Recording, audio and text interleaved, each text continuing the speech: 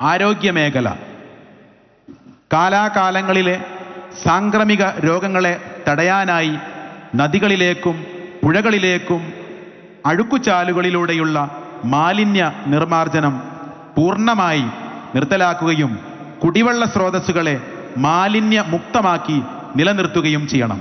മലയാളികൾ ശുചിത്വബോധത്തിൽ മുന്നിലാണെങ്കിലും പൊതുസ്ഥലങ്ങൾ പരിപാലനത്തിൽ വളരെ പിന്നിലാണ് എന്ന വസ്തുത മനസ്സിലാക്കി നമ്മുടെ കേരളം രോഗമുക്തമാക്കുന്നതിന് ആവശ്യമായ പ്രവർത്തനങ്ങൾക്ക് ഊന്നൽ നൽകണം.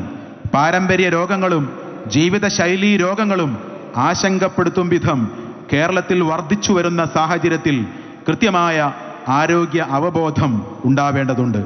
ആരോഗ്യ മേഖലയ്ക്ക് വലിയ സംഭാവനകൾ ചെയ്യുന്ന പെയിൻ ആൻഡ് പാലിയേറ്റീവ് സംവിധാനങ്ങളെ പരിപോഷിപ്പിക്കുന്നതിനായുള്ള ഒരു പെയിൻ ആൻഡ് പാലിയേറ്റീവ് പോളിസി രൂപപ്പെടുത്തേണ്ടതുണ്ട്.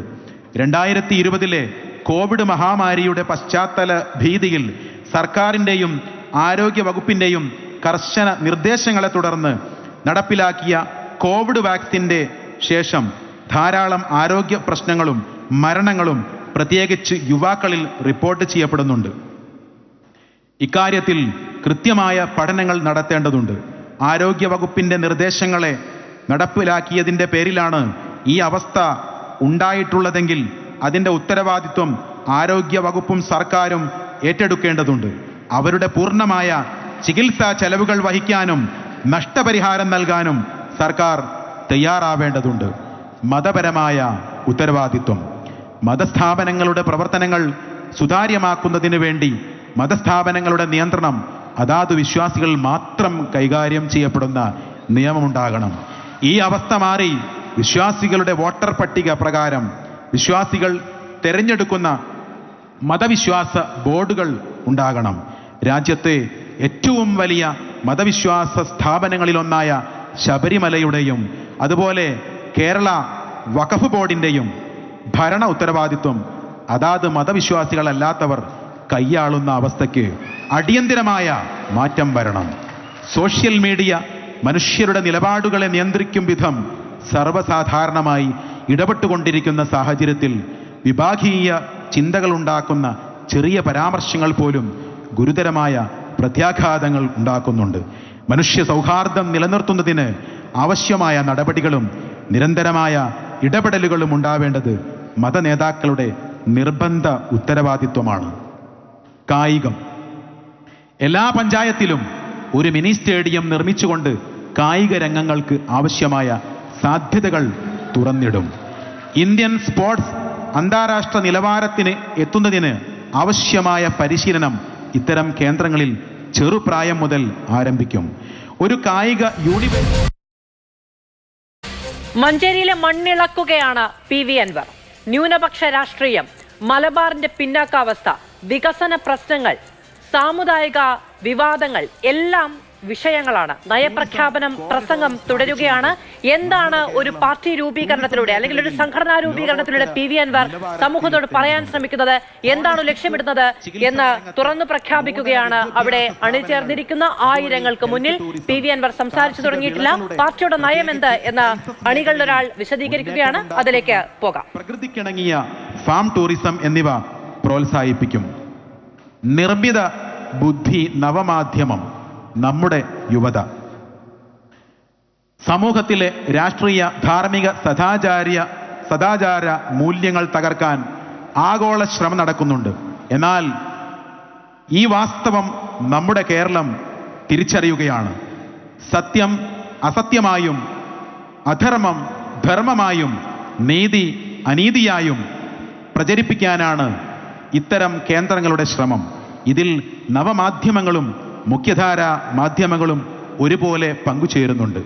യുവതയെ സുഖലോലുപതയിലേക്കും ആഡംബരങ്ങളിലേക്കും വിനോദങ്ങളിലേക്കും മാത്രം കൊണ്ടുചെന്നെത്തിക്കുകയും കുടുംബം, സമൂഹം എന്നിവിടങ്ങളിൽ അവർക്കുള്ള ഉത്തരവാദിത്വങ്ങളെ വിസ്മരിപ്പിക്കുകയും അതുവഴി യുവതയെ നിർവീര്യമാക്കുകയുമാണ് കുത്തകകളുടെ സാമ്പത്തിക ഉദാരവൽക്കരണം ചെയ്തുകൊണ്ടിരിക്കുന്നത്.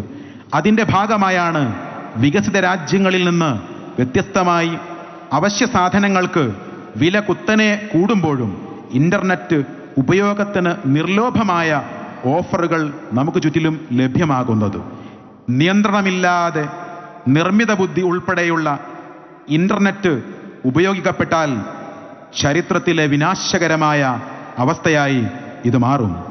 കോവിഡ് കാലഘട്ടത്തിലാണ് പഠനാവശ്യങ്ങൾ എന്ന പേരിൽ സ്മാർട്ട് ഫോൺ ഉപയോഗം ചെറിയ കുട്ടികളിൽ വളരെയധികം വ്യാപകമായത്. ഇന്റർനെറ്റിന്റെ ഗുണവും ദോഷവും തിരിച്ചറിഞ്ഞ് സമയബന്ധിതമായി മാത്രം ഉപയോഗിക്കുന്ന ഒരു ഇന്റർനെറ്റ് കൾച്ചർ കുടുംബങ്ങളിൽ നാം നടപ്പിലാക്കേണ്ടതുണ്ട്. ഇതിൽ രാഷ്ട്രീയ, മത, ധാർമ്മിക, സാംസ്കാരിക പ്രസ്ഥാനങ്ങൾ പുതിയൊരു മുന്നേറ്റത്തിനിറങ്ങണമെന്ന് ഡെമോക്രാറ്റിക് മൂവ്മെന്റ് ഓഫ് കേരള ആഹ്വാനം ചെയ്യുന്നു.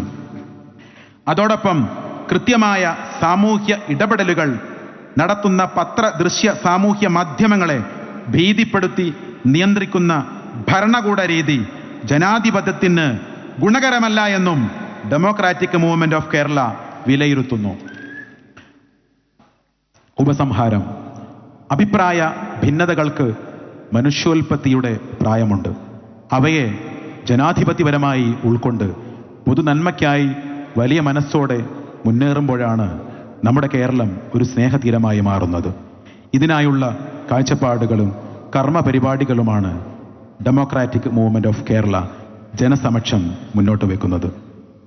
നമ്മുടെ കേരളം, വി ആർ വൺ എന്ന മുദ്രാവാക്യം തീർത്തും വ്യത്യസ്തമായ ഒരു ബദലാണ്.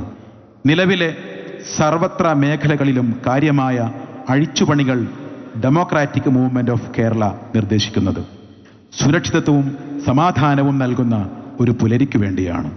ഇത് ഒരു വ്യക്തി മാത്രം മുന്നിട്ടിറങ്ങിയാൽ നടപ്പിലാകുന്ന ഒന്നല്ല.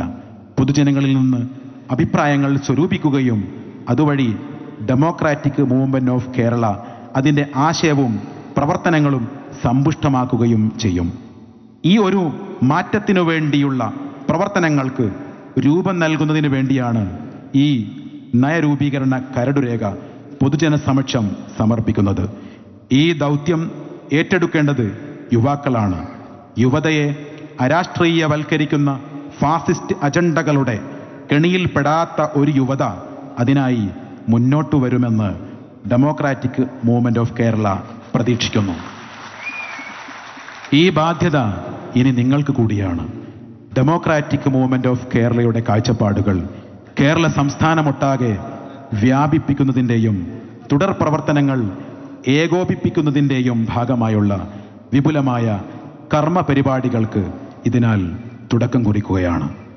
പുതിയ മാറ്റത്തിന് സ്വയം തയ്യാറെടുക്കാത്ത ഒരു തലമുറയും ലോകത്ത് അതിജീവിച്ചിട്ടില്ല. നിങ്ങൾക്ക് നന്ദി. നമ്മുടെ Kerala, we are one, democratic movement of Kerala. ജയ് ഹിന്ദ്.